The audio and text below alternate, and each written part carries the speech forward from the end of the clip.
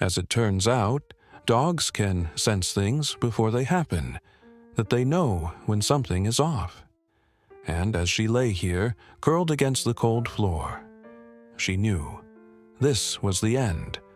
She wasn't supposed to be there, yet she was not supposed to be alone. But life had not been kind to her. She had no name. Story comment below where in the world you are watching from today. And if you like this story, don't forget to subscribe. No collar, no history. Just an expanded stomach housing lives she would never meet. And now, after all she had survived. So this was how it was all going to end. The door creaked open. A shadow filled the doorway, a vet with a clipboard who hardly looks at her. To him, she was just another statistic, just another stray with no one searching for her. And in a shelter as packed as this one, no room for a pregnant dog. She did not fight back when they came for her, didn't growl, didn't fight. Because what was the point? She was tired, so tired. And perhaps, after all, this was mercy. The vet sighed, pulled off his gloves. This one's next. A shelter worker nodded. She's been here too long, no interest, and she's pregnant. Who wants that responsibility? The vet exhaled. He didn't argue, didn't question it, because in a place like this, there was no heart involved in the decision. There were too many animals, not enough space, not enough homes. They were the ones needing to make the tough calls. And this was just another day, just another stray. But then, something happened. A game changer. The vet turned, glancing back at the dog one last time. He looked over her slight body, her distended stomach, her two skinny legs, and then his breath caught. His heartbeat skipped. Because there, right there, he saw something he wasn't supposed to see. Something impossible. Something that chilled his very blood. He froze, eyes wide, hands trembling. And then, in a voice barely a whisper, he spoke the words that would change her fate forever. Wait, we can't put her down. Look at this. And they say instincts are strong, that we need and that sometimes you just feel that something is amiss. Something is off. And as the vet stood there, heart racing, goosebumps crawling up his spine, he knew this wasn't just any stray. This was no ordinary case. This was something else. The shelter worker grimaced, squirming. What do you mean? We can't put her down. Her voice was sharp, tired. Like she had witnessed this before. Like she had seen too many people fall for someone they weren't supposed to. She crossed her arms and looked down at the dog curled on the floor. She's been here for weeks. Nobody's claimed her. Nobody wants her. We don't have room for... But the vet had stopped listening. His mind was racing. His eyes were racing. Because there, on her distended belly, he saw it once more. A slight movement, a ripple beneath her fur, a twitch, and then another. His breath hitched. His entire body tensed. Because all of a sudden, he got it. He turned, ripping off his gloves, his voice frantic. Get me an ultrasound. Now! The shelter worker blinked. What? Why? We don't... The vet cut her off. Just do it. There was no doubt in his mind. No room for argument. Because this wasn't a suggestion. This was a demand. Seconds stretched like hours. The machine was brought in, the screen flickering to life. The vet knelt beside the dog, his hands gentler now. Before, she'd been just another case. Now, she was something more. The shelter worker sighed and shook her head. This is a waste of time. She's just a stray. But then, the vet applied the probe to her belly, and the screen lit up. Everything stopped. The vet's breath caught. The arms of the shelter worker slowly uncrossed. The entire room held still, because on the screen, clear as day, there were heartbeats, not just one, not just two, 5. 5 tiny, flickering pulses. 5 little lives, beating, moving, fighting. The vet swallowed hard. A lump formed in his throat, because these weren't just random puppies, newborns who weren't even strays yet. They seemed somehow different, something he had never witnessed before. And as he looked at the screen, at the tiny heartbeats beating in synchrony, it came crashing down on him like a wave. To the shelter worker, he whispered, "We can't put her down." A pause. Then, "She's more than just carrying some puppies. She's carrying something rare. I guess they say fate works in mysterious ways, that at times life places you right where you're supposed to be. And as I sat there on my knees, gazing at the screen, at the tiny heartbeats blinking in and out like distant stars in the night sky, I knew. This moment, this was meant to happen. The shelter worker fidgets next to him with his arms crossed. She said she doesn't want to look at the screen, doesn't want to accept what it signifies. Because if she does, if she lets herself care, this isn't just some other routine euthanasia. This is something else, something bigger, something momentous that changes everything. She exhales sharply. "Look, I get it," she says, her voice steady, though not cruel. "She's pregnant. It's sad, but we do not have room for this." Her words are practiced, like she said them before, as if she's had to swallow them. Because in a place like this, seeing too much will break you. The vet doesn't answer, not right away. His gaze remains fixed on the screen. His mind is spinning, processing. Because this is not only about space. This isn't only to rescue another shelter dog. Maybe there's something different here, something rare. He swallows hard, his voice lower now. This isn't normal. The shelter worker frowns. "What do you mean?" He takes a breath, collecting himself. And then he points at the screen. Hearts are beating the way their hearts are beating. At first, she is reluctant to follow his gaze. But when she sees it, when she really sees it, her breath catches. Because he's right. This isn't normal. It is the heartbeats, 5 of them, that are perfectly in sync, not slightly off-beat, not scattered, but moving as one. A single rhythmic pulse. A chill runs down her spine. That's strange. The vet nods slowly and keeps his eyes on the screen. "I've never seen anything like it." His voice is quiet, almost reverent, because something about this seems significant. Like these puppies aren't real lives. As if they were never meant to be thrown away, like fate had intervened. The shelter worker gulps hard. She doesn't want to have to ask the question, but she does anyway. What does it mean? A thick silence descends between them. Then the vet exhales. "I don't know." But he wants to find out. The pregnant dog shifts a little, and the doctor hears a soft, broken whimper. The noise slices through the air like a knife. It's weak, barely there, but it speaks volumes. She's exhausted. She has been battling by herself for so long, and she doesn't even know she has been granted a reprieve. She doesn't know she came seconds away from dying.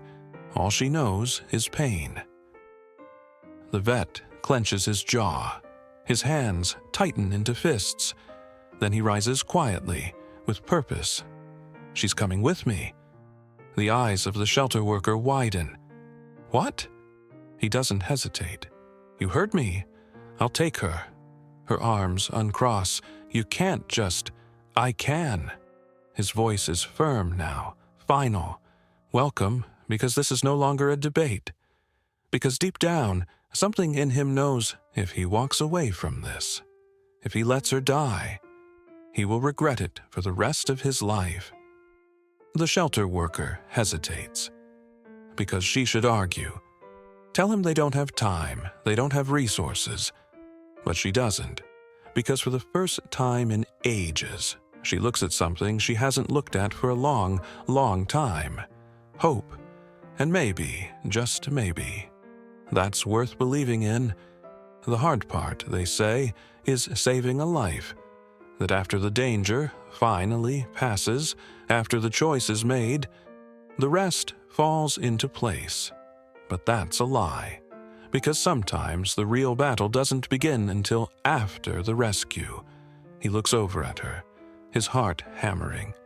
Since they departed, she has not uttered a sound, hasn't stirred, and that scares him, because it should be crossing her mind. She should be nervous, but she's just still, like she can't be bothered to care what happens next, as if she has already resigned herself to whatever fate awaits her. And that's the part that breaks your heart the most. The vet gasps, shaking his head. Number not again. Not today. He saved her for a reason, and he's not losing her now. The streetlights fade away the moment he turns onto his driveway. His home isn't big. A simple house, quiet. But for now, it is a refuge, where for the first time in ages, that dog may be truly innocent. He turns off the engine. Silence. The air is thick, heavy. Then slowly, he leans over the seat. My fingers graze over her fur. It's coarse, dirty, matted in places. He feels the ridges of her ribs under his fingertips. And for the first time, he wonders, how long had she been starving? A lump forms in his throat. He doesn't dwell on it. Instead, he gestures, sweeping her into his arms. She doesn't fight him.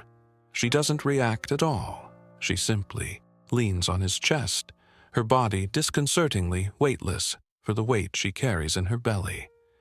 His jaw tightens. He's seen this before. He knows what it means. She's not just malnourished. She's shutting down. The front door swings open, the warmth of the house flooding out into the night. He picks her up, carries her inside, gingerly, lays her on a fluffy blanket in the corner of the living room. She doesn't move. Not even when he kneels down beside her. Not even when he croons, "You're safe now." His chest tightens. She doesn't believe it. She's so weak she can't believe in nothing no more boy. But that's okay, because he'll do the believing for both of them. The next few hours are a haze. He moves on autopilot, fetching warm towels, a bowl of water, just a small plate of food, something to get in her stomach without making her nauseous. She barely touches it, but when he pushes the water dish closer, she drinks. It's small, barely anything, but it's something. And right now, anything is all he needs. The clock ticks on. Midnight passes. There's a depth of silence in the house, punctuated only by the steady thrum of the heating system. Exhaustion sinks into the vet's bones as he sits on the floor next to her. His brain whirls with a million unanswerable questions. Where did she come from? How did she end up alone? And those puppies? But why were their heartbeats in sync like that? A gentle sound interrupts his thoughts. A whimper, barely audible. His head snaps toward her. She squirms, her body quivering slightly. Now her breath is shaky, faster, more labored. His stomach drops. Something's wrong. His blood runs cold, panic coursing through him as he reaches for her. Her body is warm, too warm. A fever. She feels some contraction in her stomach. His heart stops. Oh no, no, no, no, not now, not yet. It's too soon. She's not strong enough. But he knows what's going on. He's seen it before. And no matter how much he would like to stop it, he can't. The puppies are coming. They say the body knows what to do. That when the moment arrives, instincts take control. That nature wins out over fear. But what happens when the body is too weak for the fight? She gives a soft, pained whimper, Her eyes barely open. Her ribs quake with each breath. She's exhausted, drained. Her body is not ready for this, but there's no stopping this now. The puppies are coming, and if she's not strong enough to leave them in this world, they will all die tonight. His hands shake as the vet reaches for his supplies. Gloves, sterile towels, a suction bulb, a heating pad. His brain sorts through every outcome, every complication that could present itself. He's helped deliver puppies before. He knows what to do. Only this time, it's not the same. This time, he cares. And that changes everything. The initial contraction is a doozy. Her body stiffens. Her head lifts weakly. And for the first time, there's something in her eyes. Panic. She can't figure out what's going on. She doesn't understand why it hurts this much, why her body is failing her. And worst of all, she doesn't know if she will survive it. The vet swallows hard, his mouth dry. "I'm here," he says, his voice barely steady, despite the fear tearing at his chest.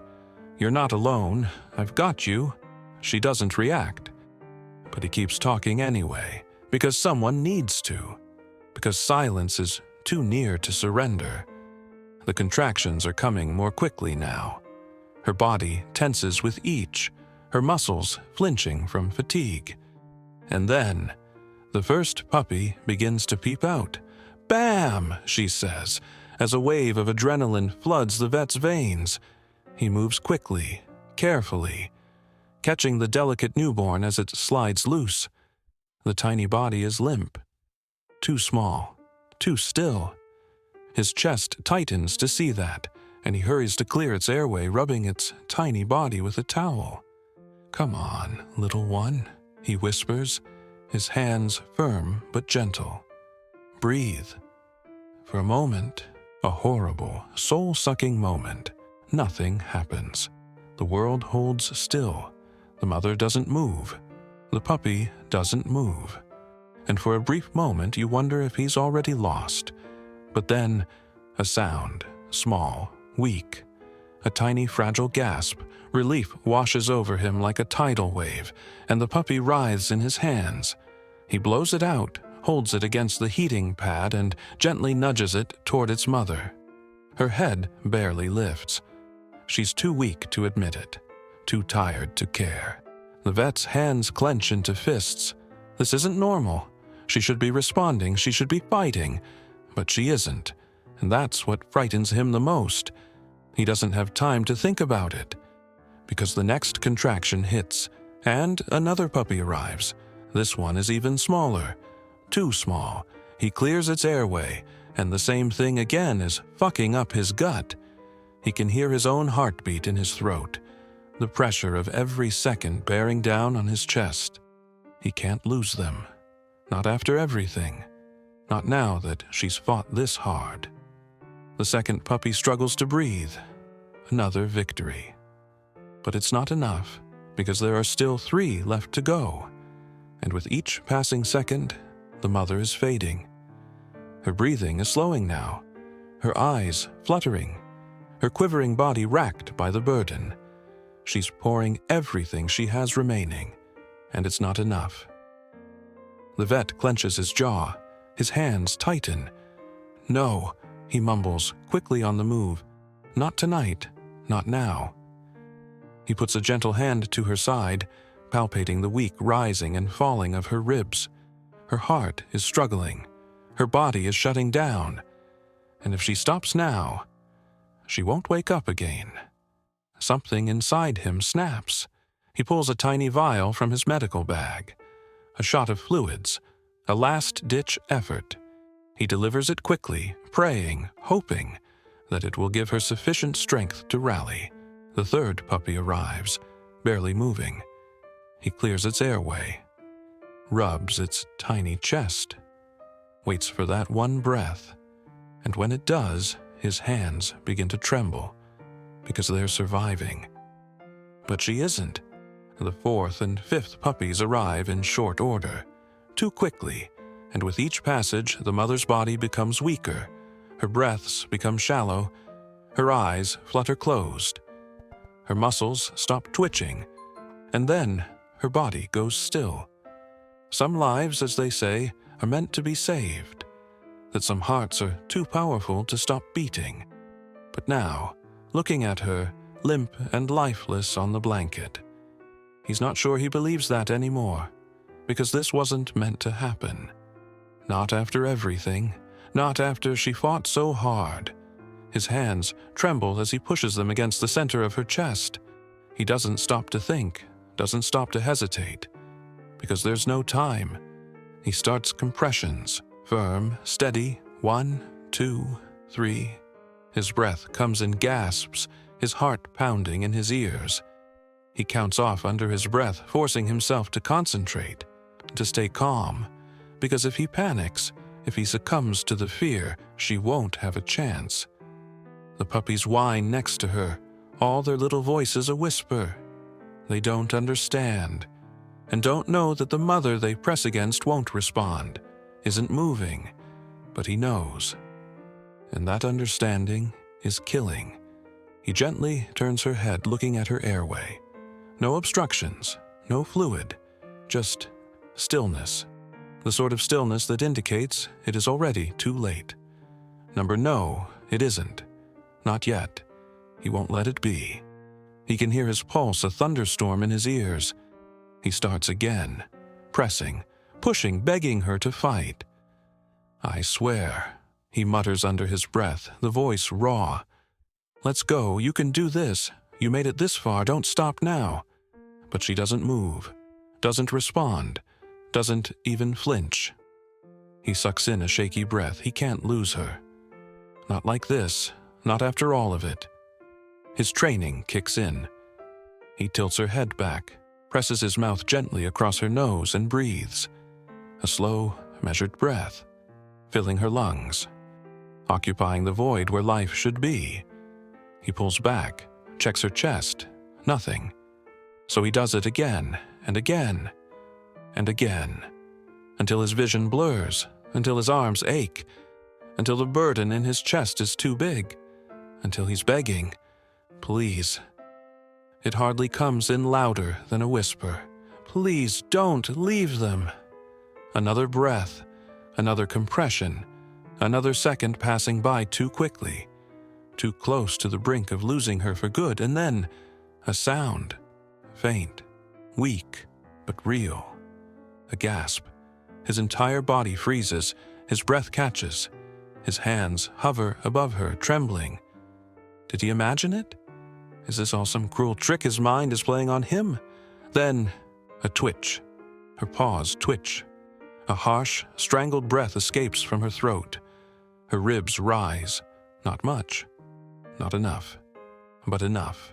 Enough for hope. The vet takes a sharp intake of breath and puts a hand to her chest. "That's it," he whispers, voice heavy. "Come back. Keep fighting." Her body jerks weakly. Another breath. Shallow, unsteady, but there. The heaviness in his chest alleviates, just slightly, just enough to breathe again. Because she's not gone. She's still here. Barely, but here. And as long as she's here, as long as there is even the slightest possibility, he's not giving up. Miracles happen in moments of total despair, they say. That when everything seems lost, something, someone, comes through. And tonight, against all odds, she did. But survival is more than drawing another breath. It's about what comes after. And right now, she's still on the edge. One wrong move, one small setback, and she won't last through the night. The vet exhales and rubs a weary hand over his face. He needs to focus. He needs to think. Her body is too weak. She's blazing, her temperature rising. Her heartbeat is too slow, and she has lost too much power. His mind races, fluids. She needs fluids and warmth and rest. A normal dog would not have needed treatment. But she isn't normal. She's been too hungry for too long. Her body is in shock, and he doesn't know whether she has enough left in her to fight.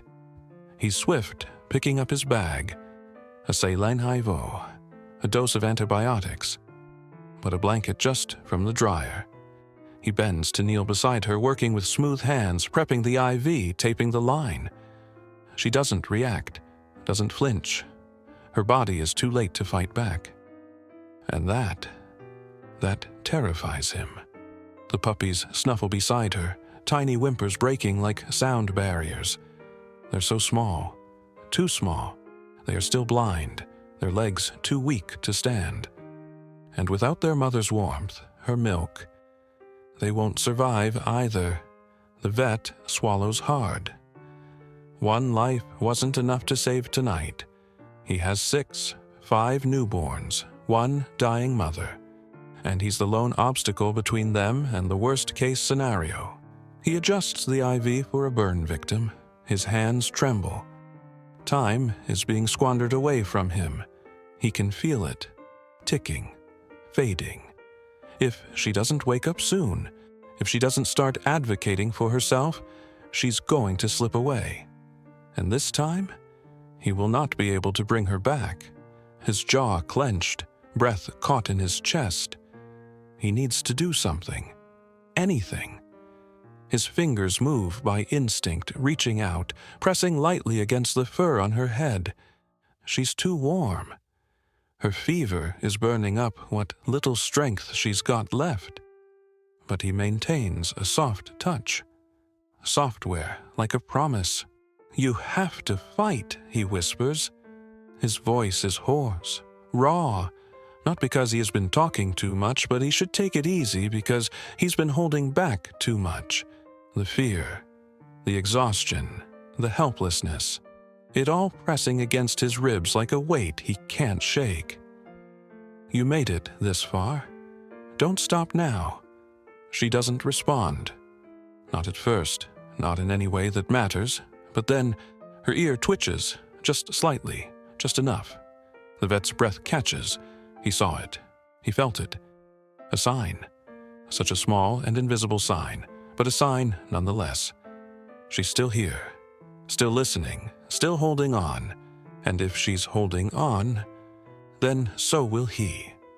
They say survival is a fight, that the body knows how to hang on, that even at its most vulnerable the heart keeps beating. But what happens when the mind has really already given up?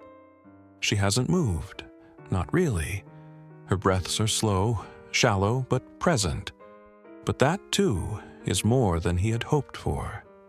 But it's not enough. Not yet. The puppies scoot against her side, their little bodies groping blindly for warmth, for sustenance. But she doesn't respond, doesn't nuzzle them closer, doesn't credit them in any way. She's here, but she's still so far away. The vet lets out an exasperated sigh and runs a weary hand through his hair. This isn't over, not by a long shot. She isn't strong enough to feed them, not strong enough to move. And if she doesn't get her strength back soon, neither will they. He rises and stretches out his sore limbs. His body is a riot, demanding him to stop, but there's no time for that. Not yet. He goes to the kitchen, reaches for a bottle of milk replacer, a small syringe, a warm towel. He has to feed them himself. It's the only way.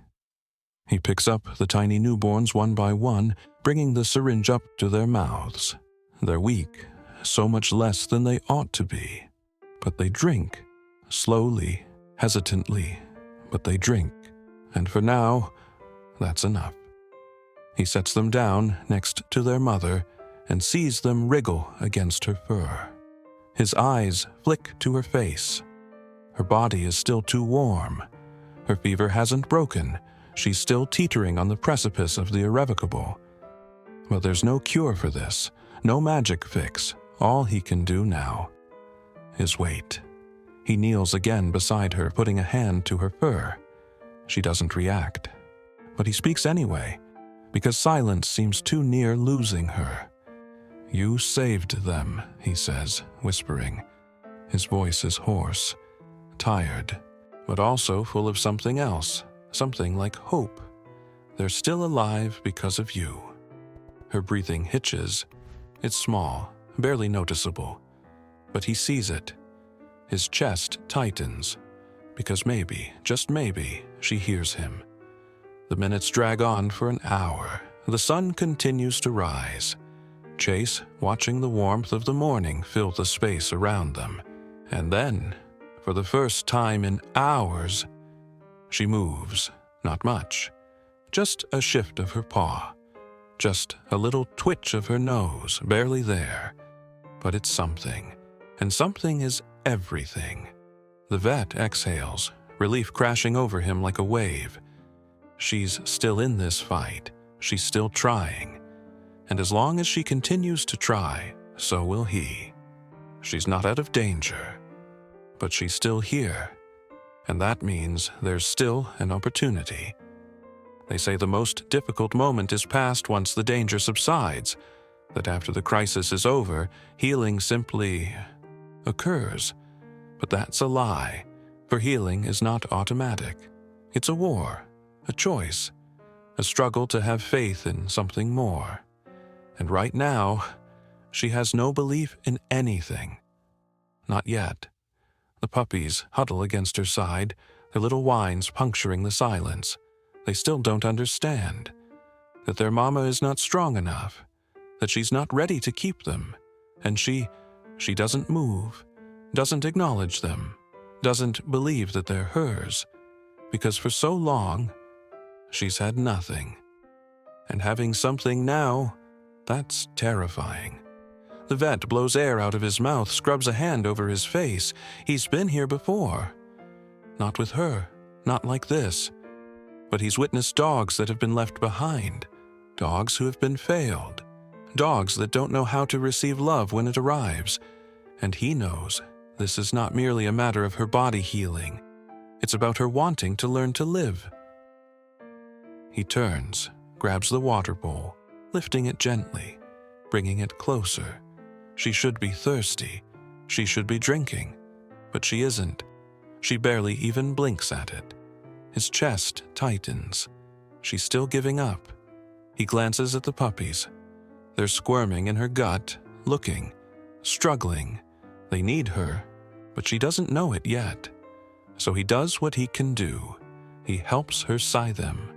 Softly, tenderly, he picks up one of the puppies. It's small, so small, too fragile, too weak. And when he lets her sniff it, she flinches. His breath catches, because that is a reaction. The first legitimate reaction that she's ever had. Her nose twitches, her ears flick, and then she sniffs. It's hesitant, uncertain, as if she doesn't believe what she's watching, what she's feeling. Like she doesn't think that they are hers. The puppy whimpers and presses against her. She stiffens. Her breathing hitches. And for one long, awful moment, he thinks she's going to pull away, that she's going to turn them down. But then, she doesn't. She stays still, just breathing, just feeling. And when the puppy squiggles up closer, she doesn't move away. Not this time. There's a lump in the vet's throat. Because this is everything. He doesn't speak, doesn't move. Just watches her nose press ever so slightly against the tiny newborn. It's not a nuzzle, not warmth, not love, not yet. But it's acceptance. And for her, that's the first step. They say a mother's love is instinctive, that she knows the moment her babies are born. She protects, she nurtures. But what happens when the mother has never been loved? She adjusts a bit, ears pricking to the quiet whimpering of her puppies. They are small, too small, struggling. They are searching for warmth, for food, for her.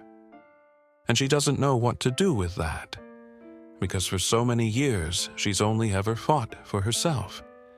She has always only survived alone. She doesn't know how to be any other way, The vet looks on as one of the puppies squirms, edging closer to her. Its tiny mouth blindly, instinctively searches for milk. For the first time, her body goes tense. Her breathing hitches. There is a flicker behind her tired eyes. Not just exhaustion, not just hesitation. Something deeper, something older. Instinct.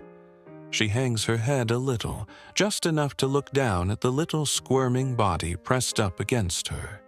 She sees it now, feels it, smells it. The weight of never thought she would have something to bear. The burden of what she never thought she'd need. And then something shifts. Her ears twitch. Her nose hardly touches the puppy's fur. A soft breath. A scent. A connection. She blinks, and all of a sudden it clicks. The vet sees it happen. As soon as her instincts kick in, the moment she understands. And before he can even squeeze that out, she shifts. She jostles her pant leg, weak but resolute. She adjusts her body, closer.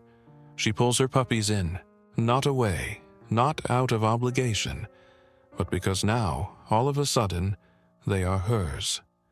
And she knows it. The vet lets out a breath, his chest constricting.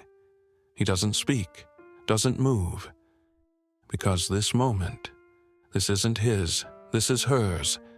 This is the moment she chooses for the first time in her life that she isn't alone anymore. That she doesn't have to be. That she doesn't want to be. Her body is still weak, her breath's still uneven, but she bows her head and in a shaky, halting motion, she licks her puppy's small head. Once, then again, software careful, like she's learning, like she's apologizing for not knowing sooner, for not knowing what they meant to her until now. And just like that, she becomes a mother, not just in body, but in heart. The vet releases a breath, slow, his throat tight. He had hoped. He had prayed. But seeing it play out in front of him, he'll never forget that, he said. They say becoming a mother transforms everything. That the second a woman becomes a mother, she becomes a force of nature.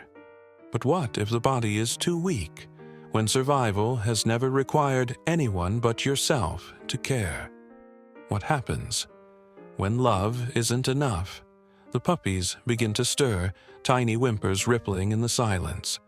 They are hungry, desperate. They snuggle up against their mother's belly, looking for milk, for sustenance, for life. And for the first time, she allows them. She doesn't move away, doesn't flinch. She accepts them. And for a brief, ephemeral moment, the vet believes they'll be fine. But then, something is wrong. One of the puppies, tiny, too small, stops moving. Its tiny body trembles. Its mouth opens, but there's no sound. And the vet knows. His heart tightens as he hurries, reaching for the frail newborn. He picks it up gingerly, cradling its small body in his hand. Too cold, too still.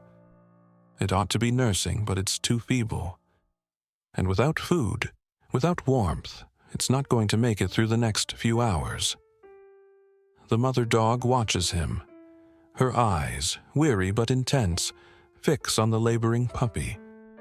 And she has something inside her that shifts. Her body is still weak, still fragile. But she raises her head only slightly. She knows. She can feel it. The vet's voice is calm, measured, but urgent. Come on, little one, stay with me. He kneads the puppy's small body in an effort to rouse it, trying to keep it here. He sets it on a warm towel and quickly preps a small syringe with formula. It's not ideal. It's not enough. But it's all he can do. The ears of the mother dog twitch at the sound of her baby, struggling. She raises her head higher now, though the weight presses down on her. She lets out a soft whimper.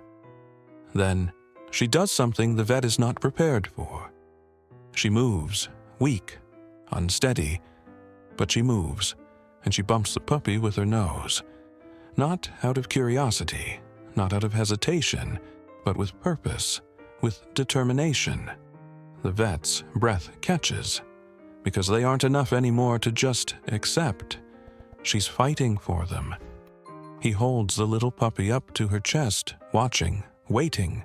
The mother licks its head, again and again. She's bringing it back to life, begging it to stay, and slowly it moves, a twitch, a breath, a whimper, and finally, a tiny, weak but real cry. A wave of relief washes over the vet. He exhales and puts a hand to his forehead, because for a split second he believed he was going to lose one of them, and after everything, that would have ruined him. He glances at the mother dog. She's still taking care of her baby, nose to its little body. Her breath is uneven. Her limbs still tremble. But for the first time, there is fire in her eyes. A mother's fire. And suddenly, the vet knows she's not just surviving anymore, she is fighting. They tell me survival is instinctual, that when death approaches, the body defends itself. But survival, in the truest sense, that's a choice. A decision to keep going, to hope for something better. And now, for the first time, she is choosing to believe. The mother dog moves, slow and cautious, refitting her body. She's still weak, still fragile, but she moves on her own. The vet observes as she tilts her head down, nudging one of her puppies closer.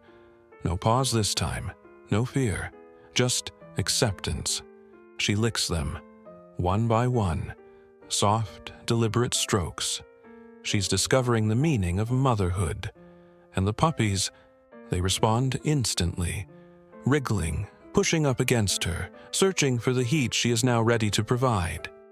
The vet releases a breath, the relief flooding him. This was what he had been waiting for. This is what they needed. This is what she needed. He goes cautiously, kneels beside them, watches for any signs of distress.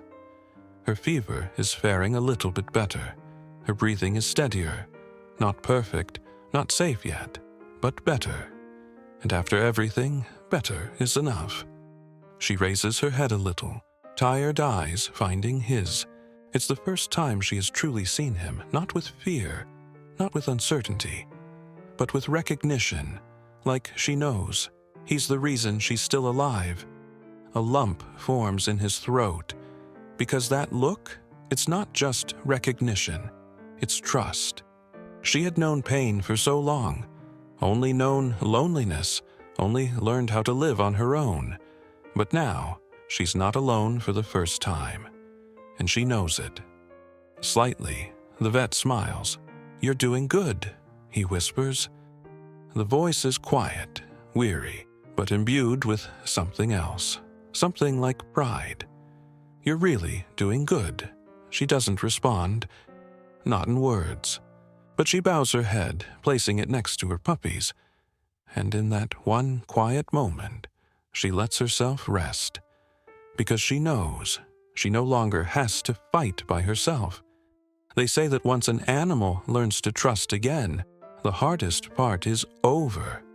That once they begin to heal, they will never return. But that's not true, because recovery isn't linear. It's a fight, a conscious decision to have faith that life will change, better.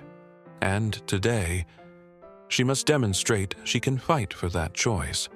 The puppies are stronger now, not small, frail creatures gasping for air. They are small, still vulnerable. But they are alive, because their mother lived, chose to protect them. And now she must prove she can defend herself. She kneels next to her and lays a gentle hand on her fur. She doesn't flinch anymore, doesn't stiffen. She accepts his touch. That alone is evidence of how far things have come for her. He exhales. There's no easy way to say this, but he has to, because the reality is, he can't keep her forever. "You're getting stronger," he says quietly. She raises her head, blinking at him with tired but alert eyes. "You're going to be okay. It's the truth, a truth he has battled so valiantly to make real." But even as he utters it, a lump rises in his throat. Because if she's going to be all right, that means she no longer needs him. The thought hurts, more than he wants to admit. But this was always the goal, to save her, to give her a future. And now that future is arriving. The mother dog cocks her head, regarding him keenly. She doesn't know what he's saying, not fully, but she understands him, is aware that something is changing. And for the first time he wonders, does she want to leave? Or has she settled in here? The vet rubs the back of his neck and exhales. He had always believed he was just part of her journey, a temporary spot for her to rest and recover, between survival and an actual home. But now, watching her, watching how she keeps her proximity to him, how her puppies push against her unafraid, he realizes something big. Maybe, just maybe, this was never intended to be temporary. They say every rescue ends the same way, that all strays find a home, that every heart learns how to call home. But what happens when the house they sought was here all along? The vet takes a deep breath, steadying himself. He always figured this would be temporary, that someday, when she was strong enough, he would get her a new family. That was the plan.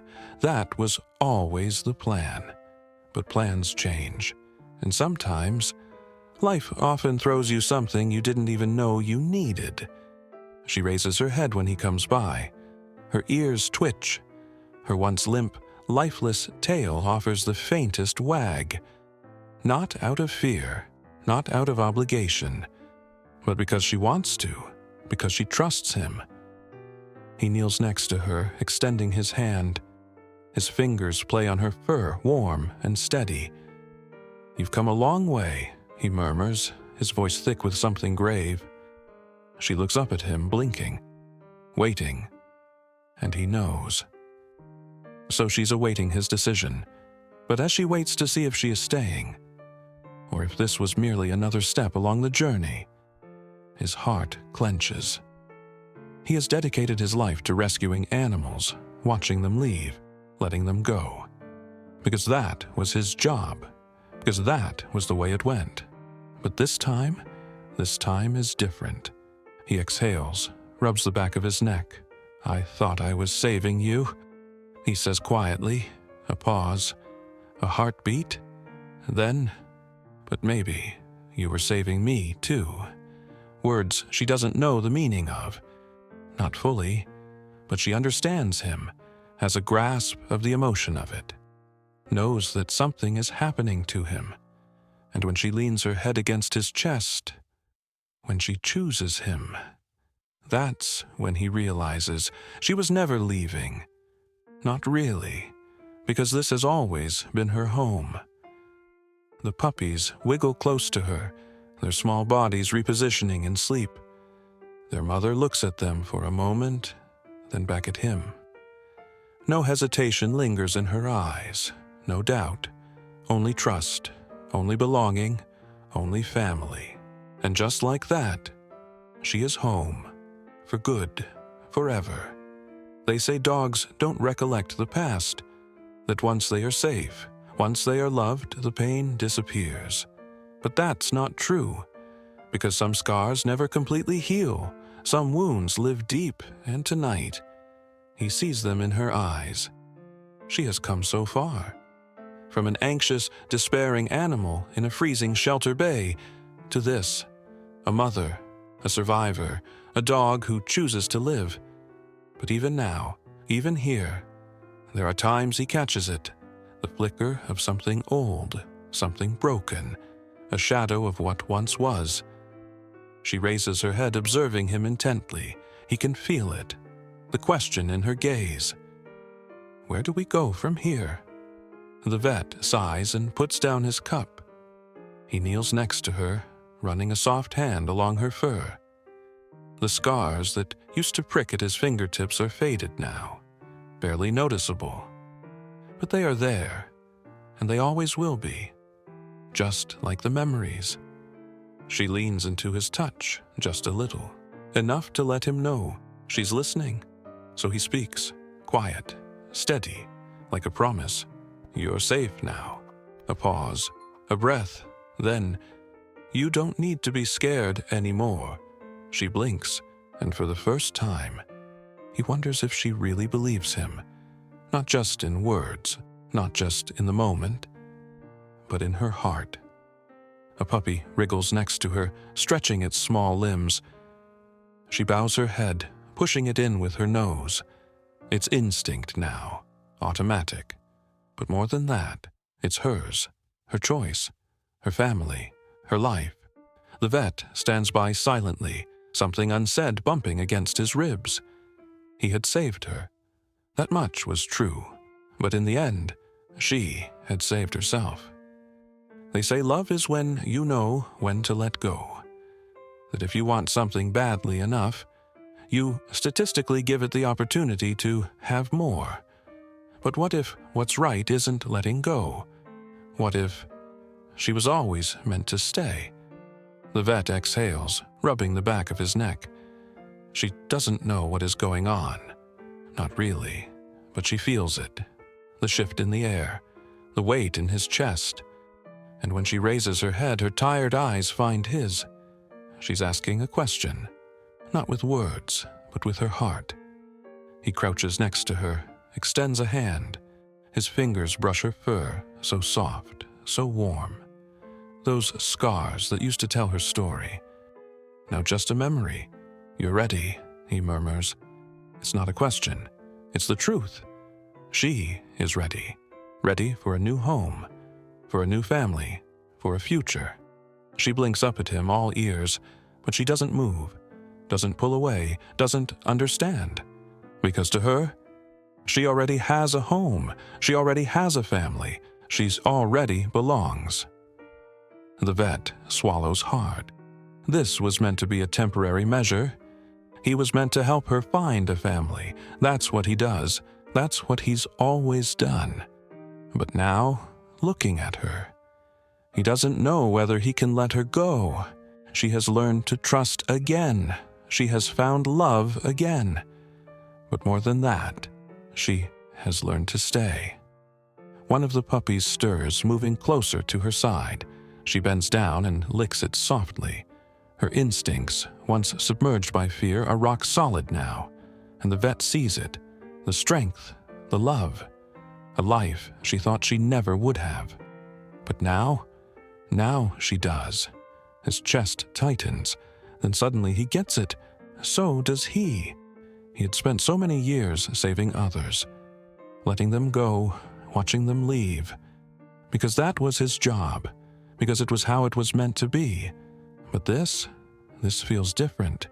He doesn't speak, doesn't move, just watches as she lies, calm, at peace, not afraid. And for the first time in a long time, he wonders if maybe, just maybe, she was never meant to leave,